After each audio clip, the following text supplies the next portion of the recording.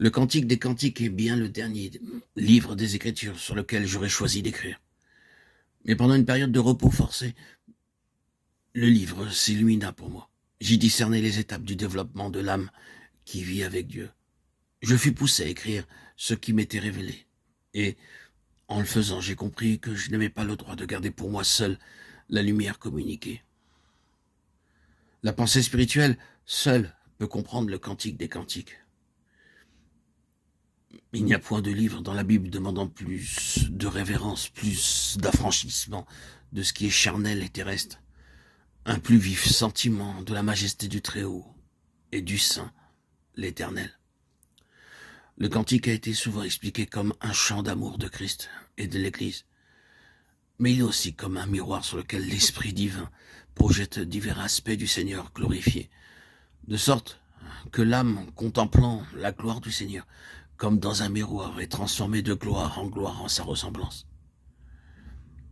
Si ce livre est lu comme donnant les expériences progressives du racheté sur le chemin de la vie avec Dieu, on le trouve en parfaite harmonie avec les autres livres de la Bible, qui ont pour note dominante la mort et la résurrection. Les passages interprétés généralement comme décrivant un retour en arrière du fait de la mondanité ont sans nul doute été employés par le Saint-Esprit pour amener à Dieu ceux qui avaient abandonné leur premier amour. Mais il s'y trouve certainement pour ceux qui recherchent avec ardeur la connaissance de Dieu un sens plus profond.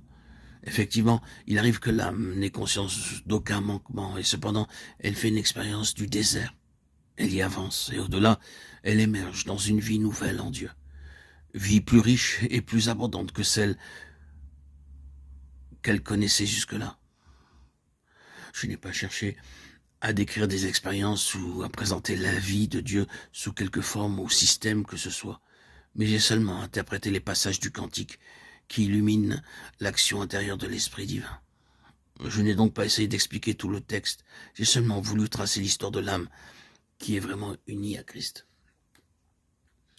C'est ce que je vous propose dans les nombreux audios qui vont venir pour cette nouvelle saison. De plus, j'ajouterai que ceux qui cherchent encore de l'aide pour l'application pratique des 10 commandements ou pour comprendre le 12e chapitre de l'Épître aux Romains ne trouveront point ce dont ils ont besoin. Mais ceux qui soupirent après la vie cachée, source de force pour le devoir quotidien, ceux-là pourront trouver dans ces audios une nourriture appropriée en temps opportun. Je ne puis que demander à l'auditeur et l'auditrice, aux abonnés, de mettre le livre de côté s'il n'y trouve point de message pour lui, et lui conseiller de rechercher directement auprès de Dieu cette union avec le bien-aimé, décrite dans le Cantique des Cantiques. À quelques exceptions près, je laisserai de côté tout enseignement prophétique et historique, toute explication de l'allégorie, tous les détails qu'on peut trouver dans les commentaires. Pour le texte, je me suis presque constamment servi de la Bible, révisée. Lorsque j'ai cité une autre version, je l'indique. Ainsi, lorsque pour les épîtres de Paul, je me suis servi de la version de Conbeer, Dawson, je l'indique par les initiales.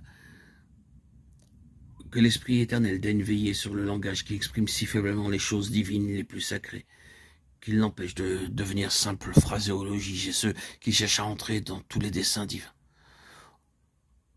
Au point où nous sommes parvenus que soit manifesté en chacun cet esprit brisé, cette profonde humilité, cette sainte frayeur, marque indubitable de ceux qui ont l'habitude de vivre en présence de Dieu.